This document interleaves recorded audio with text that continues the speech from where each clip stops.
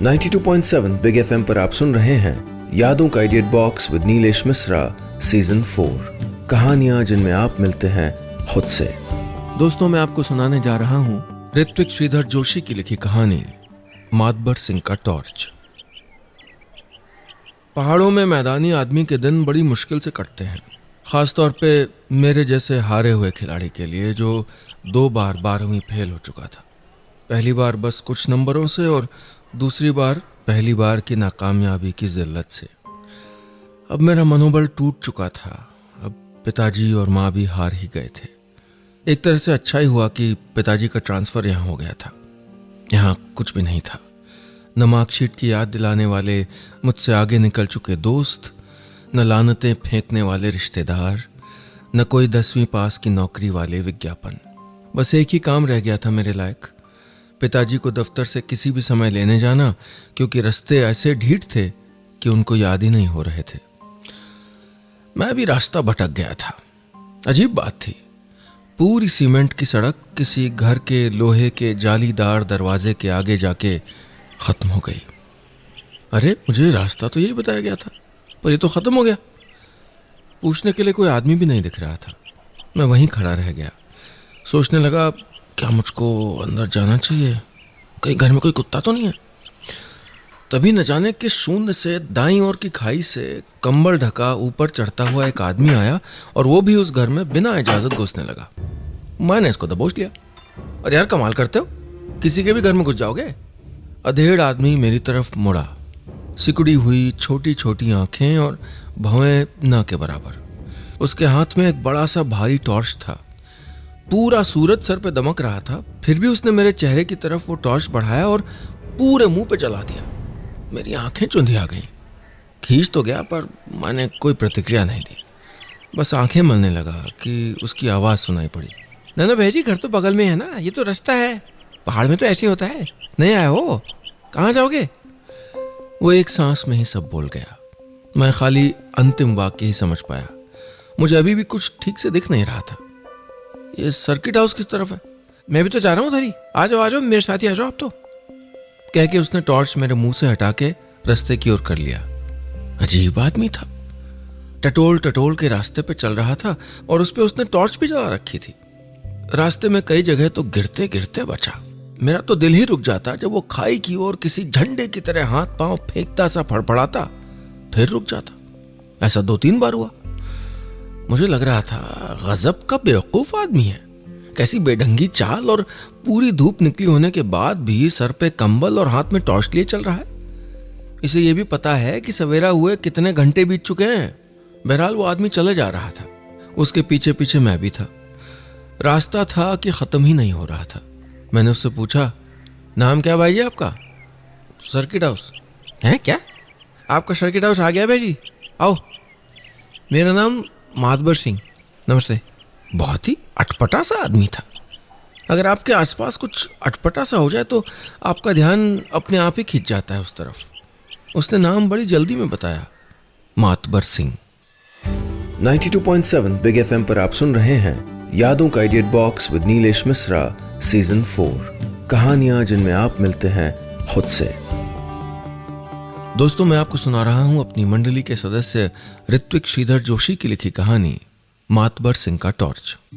इस कहानी में अब तक आपने सुना, कहानी के नायक को एक अजीबो गरीब किरदार मिला जिसके हाथ में हमेशा एक बड़ी सी टॉर्च रहती थी, जिसको वो दिन में भी किसी के भी मुंह में जला देता था। बहुत अटपटा सा आदमी था जिसने जल्दी जल्दी में अपना नाम मातबर सिंह बताया।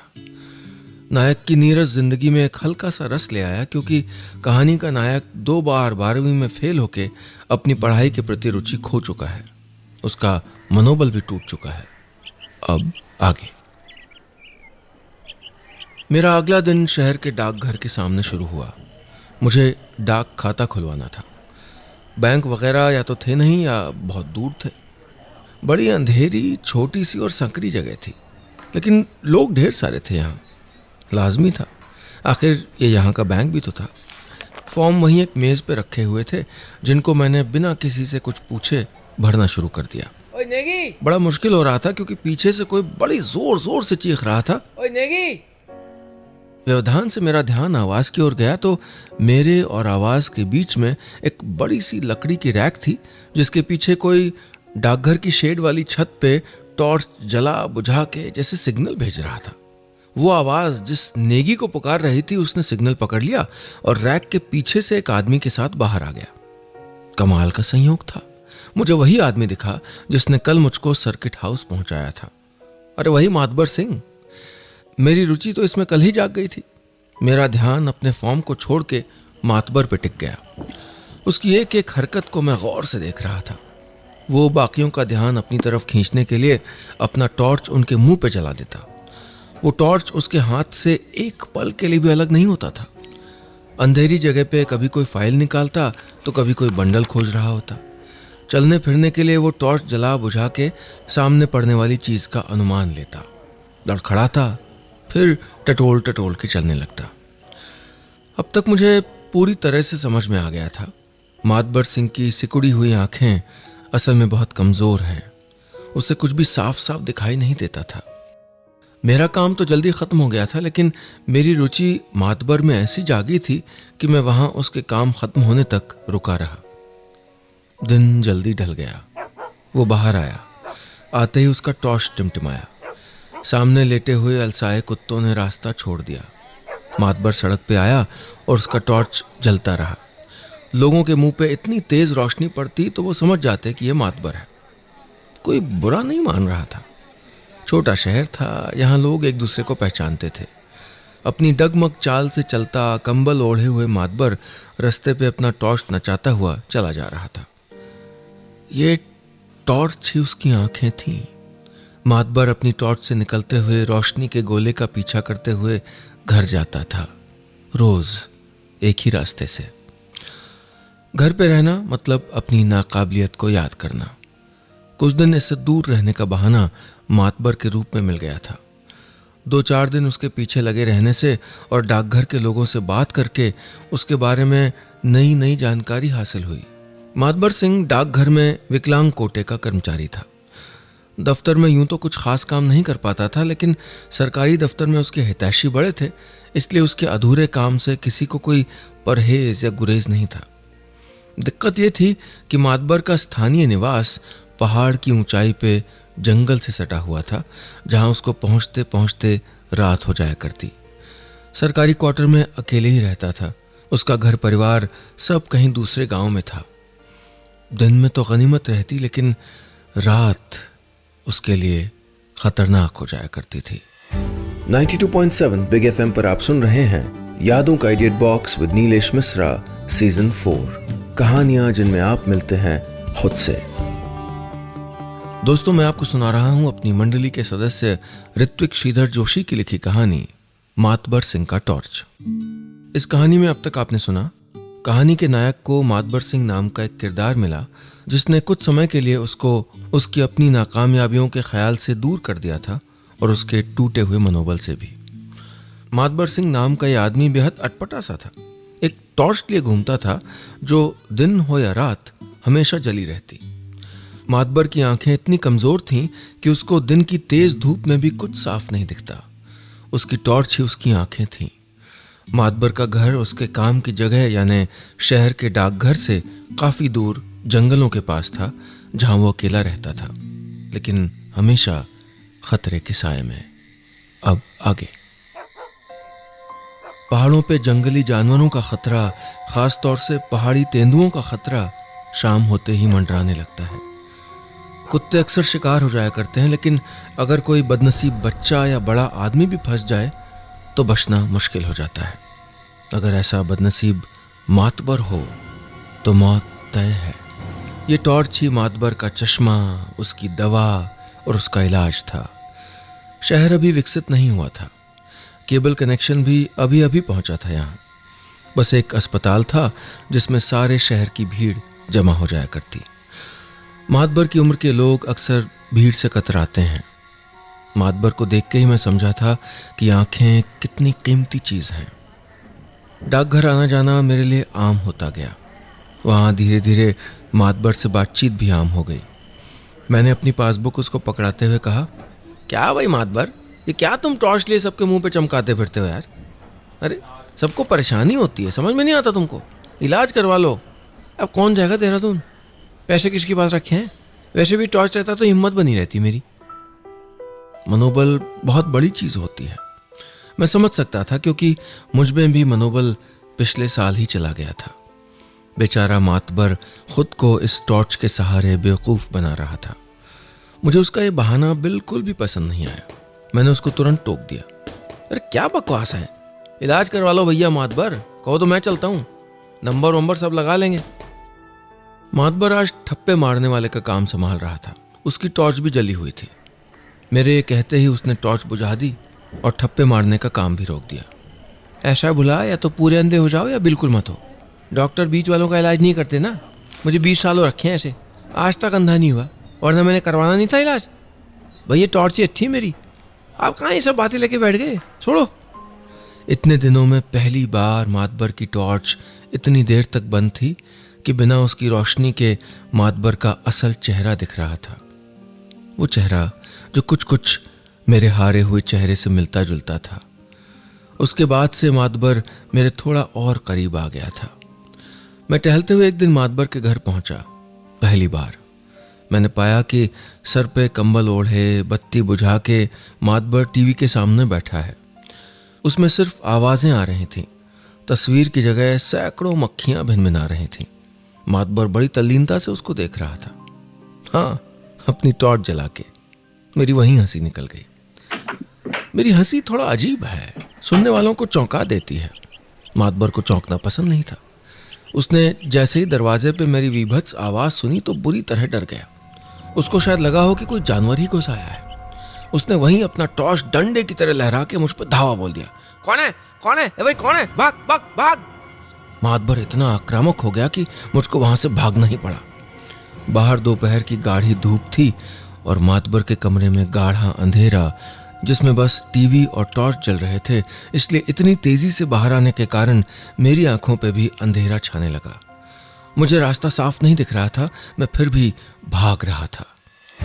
92.7 बिग एफएम पर आप सुन रहे हैं यादों का edit box with Nilesh Mishra season 4, कहानियां जिनमें आप मिलते हैं खुद से। दोस्तों, मैं आपको सुना रहा हूं अपनी मंडली के सदस्य ऋत्विक श्रीधर जोशी की लिखी कहानी मातबर सिंह का टॉर्च। इस कहानी में अब तक आपने सुना कहानी के नायक की दोस्ती हाल ही में एक अटपटे से आदमी से हुई जो डाकघर में विकलांग कोटे का चपरासी था। मातबर सिंह की आंखें कुछ ज्यादा कमजोर थीं, इतनी कि उसको हमेशा टॉर्च लेके घूमना पड़ता था। इस टॉर्च से उसको कोई खास फायदा तो नहीं होता, लेकिन यही उसकी आंखें और उसका आत्मबल बन गया था। मातबर पहाड़ी तेंदुओं के खतरे के साथ जंगल से सटे एक क्वार्टर में रहता था। नायक जब उसके घर पहुंचा तो मातबर को बिना तस्वीरें सिर्फ साफ आते टीवी के सामने टॉर्च जला के बैठा देख के उसको जोर की हंसी आ गई। मातबर ने सोचा कोई जानवर घर में घुस रहा है और उसने नायक पे हमला बोल दिया। अब आगे। मातबर तो जैसे मेरा शिकार ही करना चाहता था, पीछा ही नहीं छोड़ रहा था। मैं कहाँ भागा जा रहा था मुझको नहीं पता, पर धीमे धीमे मेरी आंखें दुरुस्त होती जा रही थी। जो ही वो पूरी तरह दुरुस्त हुई कि मेरे मुंह से कुछ सख्त ऊबड़ खाबड़ चौड़ी सतह टकराई, जिससे मेरा सर घूम गया। मुंह पे लगी चोट खा के मैं जमीन पे धम से आ गिरा और सामने चीड़ के पेड़ का तना पाया। आसपास देखा तो मैं उन्हीं पेड़ों से घिरा हुआ था। ऊपर ढेर सारे बंदर शोर मचा रहे थे। मेरे आने से बिदक गए थे वो। मैं उठ पाता कि उससे पहले दूर से चीखता मातबर भी मेरे ऊपर आ गिरा। मेरी हालत तो और बदतर हो गई। एक तो मुंह पे चीड़ की चोट, ऊपर से अब खुद पे गिरा या ढेड़। कहाँ कहाँ लगी ये तो पता नहीं, पर दर्द कई जगह होना शुरू हो चुका था। पर यह सिलसिला यहाँ रुकने वाला नहीं था। आज मेरी किस्मत के शायद बचे हुए सारे दोषों का कोटा पूरा करने की तारीख थी। फनफनाता हुआ एक लकड़ी का ढेला कहीं से टन से आके मेरे सर पे आ लगा। खोपड़ी पहले ही चीड़ के पेड़ से टकरा के क्रैक हो गई थी। अब ये लगा कि दर्द से सर फटने लगेगा। मैं सर पकड़ के वहीं झुक गया तो एक और ढेला मेरी पीठ पे आ गिरा। अब गुस्से से जलता मैं अपना दर्द भूल के ढेले दागने वाले को खोजने लगा तो अचानक ढेलों की बरसात शुरू हो गई। मातबर को फिलहाल एक भी ढेला नहीं लगा था, पर उस बरसात से 4-5 ढेले एक साथ उसकी खोपड़ी पे भी पड़ गए। पड़ते ही मातबर एक दिशा चुन के उसकी तरफ दौड़ने लगा। मुझे भी कुछ समझ में नहीं आया तो मैं भी आनन फानन में उसके पीछे अपनी खोपड़ी को ढके दौड़ने लगा। दौड़ते दौड़ते जमीन पर बरसते लकड़ी के उन ढेलों को देख रहा था। चीड़ के फल थे या शायद फूल थे, लकड़ी के गुच्छों जैसे। ऊपर नाराज बंदर हम पे बरसा रहे थे। हम लोग भागते भागते जंगल में उनके इलाके में जो आ गए थे। उस दिन एक सीख मिली कि बंदर मेहमान नवाज नहीं होते। तभी मातबर किसी लट्ठे से टकरा के गिर पड़ा। मातबर जैसे ही गिरा वैसे ही उसका टॉर्च उसके हाथों से छूट के वहां की चीड़ की फिसलन भरी पत्तियों पे लुढ़कने लगा, बहुत तेजी से। घातक ढलान पे टॉर्च को पकड़ने की कोशिश मतलब जान से जाने का खतरा सीधे मोल लेना। लेकिन मातबर ने वो खतरा उठा लिया। मेरे हाथों ने तुरंत मातबर की टांग दबोच ली। अरे टॉर्च गिर गया मेरा टॉर्च, भैजी छोड़ो, खो जाएगा वो, भैजी छोड़ो। अरे जाने देना मातबर, टॉर्च के लिए मरेगा क्या? पर मातबर बेचैन होता जा रहा था। मेरा पूरा बदन दुख रहा था पर फिर भी अपनी पूरी ताकत बटोर के मैं मातबर को जकड़े था। टॉर्च के साथ धीरे धीरे मातबर भी ढीला पड़ने लगा। ये तो गया भैजी, टॉर्च गिर गई खाई में, भैजी अब क्या करूंगा मैं? मातबर अचानक शांत होके मुझे देख के बड़ी दीनता से बोला। मुझे उसके टॉर्च के खो जाने का बेहद अफसोस हो रहा था। 92.7 बिग एफएम पर आप सुन रहे हैं यादों का idiot box with Nilesh Mishra season 4, कहानियां जिनमें आप मिलते हैं खुद से। दोस्तों, मैं आपको सुना रहा हूं अपनी मंडली के सदस्य ऋत्विक श्रीधर जोशी की लिखी कहानी मातबर सिंह का टॉर्च। इस कहानी में अब तक आपने सुना मातबर सिंह नाम का एक कमजोर आंख वाला अटपटा सा शख्स कहानी के नायक की रुचि का विषय है। क्योंकि मातबर सिंह हमेशा एक जली हुई टॉर्च लिए घूमता था जिसका इस्तेमाल वो अपनी आंखों की तरह करता था। कहानी का नायक अपनी निजी जिंदगी में 12वीं में 2 बार फेल हो जाने की वजह से अपना मनोबल खो चुका था। नायक को मातबर का उसके टॉर्च को उसकी हिम्मत समझना हास्यास्पद लगता था। एक दिन दोनों पे एक साथ गुजरी एक दुर्घटना की वजह से मातबर सिंह की हिम्मत यानी उसका टॉर्च उसी के सामने एक खाई में लुढ़क के गिर गया। अब आगे। भैजी आप चलो, मैं आता हूं। मातबर ऐसे बोल रहा था जैसे टॉर्च को स्टेशन से रिसीव करने जा रहा हो। मैंने उसकी एक न सुनी। मुझे जबरन उसकी बाह पकड़ के उसको उसके घर ले जाना पड़ा। बदन दर्द से बेहाल था और उस पे मातबर पूरे रास्ते बस मेरा टॉर्च करता जा रहा था। उसके अंधेरे कमरे में पहुंचते पहुंचते मातबर पूरी तरह शांत हो गया। एक का आवाज नहीं। बस यहां बैठो तुम, मैं अब भी दूसरा टॉर्च लाके देता हूं तुमको, जाना मत कहीं। यह कह के पूरा आश्वस्त होने के बाद मैं उसके कमरे से बाहर निकला। मातबर का मकान काफी सुनसान से इलाके में था। वो जानवरों से बहुत डर डर के रहा करता था। उसके मकान के बाहर उसका एक पड़ोसी दिख गया। देखना कहीं बाहर ना निकल जाए, मैं आ रहा हूं अभी, ठीक? उस आदमी ने मेरी बात समझी या नहीं पर अपनी मुंडी झटक के हामी भर दी। मैं भी आश्वस्त होकर नजदीकी बाजार की ओर चल पड़ा। अनजाने में ही सही लेकिन मुझसे उस बेचारे मातबर का बहुत बड़ा नुकसान हो गया था। मेरा पूरा बदन उन बंदरों की मेहमान नवाजी को याद कर रहा था। लेकिन अगर मातबर को टॉर्च नहीं मिला जो कि उसका मनोबल भी था तो मातबर पक्का लाचार हो जाएगा, कुछ मेरी तरह है। यह भी तो हो सकता है कि काम पे जाना ही छोड़ दे। वैसे इस पूरे घटनाक्रम के बाद एक बार भी लगा नहीं कि मातबर दुखी है, या क्या पता पहाड़ी लोगों के दुख के भाव हम मैदानी लोगों से अलग होते हों। मैंने मातबर के टॉर्च की तरह दूसरा ढूंढने की बहुत कोशिश की पर उसका मिलना नामुमकिन सा लगने लगा। ये शहर इतना छोटा है कि यहाँ बस ज़रूरत भर की चीज़ें ही मिल पाती थी।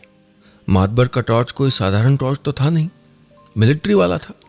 बहुत देर तक दुखते थकते बदन को ढोते हुए मैंने फैसला किया कि फिलहाल कोई काम चलाऊ टॉर्च लेके उसको दे देता हूँ, बाद में उसके टॉर्च से भी बेहतर उसके लिए कहीं से ले आऊँगा। मैंने वही किया। एक छोटा प्लास्टिक का गुलाबी टॉर्च लेके मैं मातबर के घर की ओर बढ़ गया। मैंने मातबर के कमरे का दरवाज़ा खोला, बत्ती जलाई जो जली नहीं, तो उसका टीवी चला लिया। रोशनी काफ़ी नहीं थी इसलिए उस नए टॉर्च का सहारा लेना पड़ा। एक कमरे का मकान, बिखरा सामान और मातबर सिंह नदारद। मैं भाग के उस आदमी को देखने बाहर गया जिसको मैं उसकी जिम्मेदारी सौंप गया था। किस्मत से बाहर ही था, किसी पेड़ की टूटी लकड़ियां बीन रहा था। मैंने चिल्ला के उससे पूछा, ओए मातबर सिंह कहाँ गया? शायद उसे सिर्फ मातबर ही समझ में आया था, सो उसने एक दिशा की ओर इशारा कर दिया। मेरी समझ में नहीं आया, बस इतना कि मातबर अपने कमरे में नहीं है। आखिर कहाँ चला गया होगा? उस मूर्ख आदमी की बताई दिशा की ओर मैं बढ़ गया, मातबर को ढूंढने। उस दिशा से होके जाती हर दिशा में देख लिया, खाई में झांक के भी देख लिया, पर मातबर का कुछ पता नहीं चला। मेरा बदन दर्द और बढ़ गया। बेवजह की भागदौड़ बहुत हो गई थी। मेरा दर्द अब मुझसे बर्दाश्त नहीं हो रहा था, सो मैं घर लौट आया। रात भर हल्दी वाला दूध सुड़कते हुए बस मातबर को ही सोच रहा था। कहाँ गया होगा? घर पहुंच गया होगा क्या? मुझे बेचैनी सी होने लगी थी। फिक्र हो रही थी संजान आदमी की। 92.7 बिग एफएम पर आप सुन रहे हैं यादों का edit box with Nilesh Mishra season 4, कहानियां जिनमें आप मिलते हैं खुद से। दोस्तों, मैं आपको सुना रहा हूं अपनी मंडली के सदस्य ऋत्विक श्रीधर जोशी की लिखी कहानी मातबर सिंह का टॉर्च। इस कहानी में अब तक आपने सुना 12वीं में 2 बार फेल हो चुके और पढ़ाई में अपनी रुचि खो चुके हताश कहानी के नायक का ध्यान मातबर सिंह नाम के एक आदमी ने खींच लिया है। उसकी आंखें कमजोर हैं, जिससे उसको दिन में भी कुछ दिखाई नहीं देता। मातबर सिंह एक बड़ी सी टॉर्च को लेके अपनी आंख और हिम्मत उसे बनाए जीता है, लेकिन एक दुर्घटना में नायक की वजह से पहाड़ के नीचे खाई में गिर के वो टॉर्च खो गया है। मातबर की हालत देख के नायक को बहुत दया आई, इसलिए मातबर को उसके घर पे बैठा के नायक दूसरी टॉर्च लेने बाहर निकल गया। नायक एक काम चलाऊ टॉर्च लेके जब वापस पहुंचा तो मातबर वहां से गायब था। अब आगे। रात काफी हो चुकी थी। पहाड़ी बरसात का कोई भरोसा नहीं होता। इस तरह बेचैन रात में बरसात का हो जाना बेचैनी और बढ़ा देता है। आज तो एक घर में 2 बेचैन थे, एक मैं और दूसरी मेरी माँ। ए विकी, तेरे पापा छाता लेके नहीं गए थे? जा उनको लेके आ जा। फोन भी नहीं करता ये आदमी। दिन मेरा आज बहुत खराब बीता था। अब शायद रात भी वैसी होने जा रहे थे, वरना पिताजी के इतनी देर तक वहां रुके रहने और उस पे इस बरसात का क्या कारण था? बरसात जोर पकड़ने लगी। छाता मजबूत था, डटा हुआ मेरे साथ चलता चला जा रहा था। मैं जैसे जैसे आगे बढ़ रहा था, रास्तों की रोशनी कम होती जा रही थी। धीरे धीरे सुबह जन्नत लगने वाला पहाड़ डरावना होता जा रहा था। मैं अपने घर और पिताजी के दफ्तर के रास्ते को आधा विभाजित करने वाले नाले के छोटे से पुल पे आ पहुंचा था। सबसे डरावना इलाका, जहां चारों तरफ ऊंचे पहाड़ अपने पेड़ों की चोटियों के साथ शैतान जैसे मालूम पड़ते थे, और नाले के आसपास घनी ऊंची महकती हुई झाड़ियां। खून मेरी उंगलियों से निकल के मेरे पैरों में चला गया। शुक्र है बरसात बंद होने वाली थी। पुलिया पार करते करते मेरी दाईं ओर की झाड़ी से कुछ टहनियां टूटने की, फिर कुछ डकारने जैसी आवाज आई। अब मुझ में आगे बढ़ने की हिम्मत नहीं हो रही थी। आवाज पास आ रही थी। शायद कोई जंगली जानवर मुझको अकेला पा ही गया था आज। मुझे यहाँ के लोगों ने बताया था कि अगर माहौल अचानक तीखी बदबू से भर जाए तो समझो तेंदुआ आसपास ही है। ये बात याद आते ही बदबू से माहौल भी भर गया। तय हो गया था कि उन झाड़ियों में तेंदुआ ही है। मेरी हनुमान चालीसा निकल गई। मैं दोहे पे दोहे पढ़ रहा था और आवाज और पास आती जा रही थी। आवाज का बस अब झाड़ी के बाहर ही आना बचा था कि तभी एक जोरदार रोशनी उस झाड़ी पे पड़ी और आवाज थम गई। कुछ 2-4 बड़े बड़े पत्थर उस झाड़ी पे जाके गिरे, जिसके बाद कुछ मोटी मोटी टहनियों के टूटने की आवाज आई जो दूर होती गई।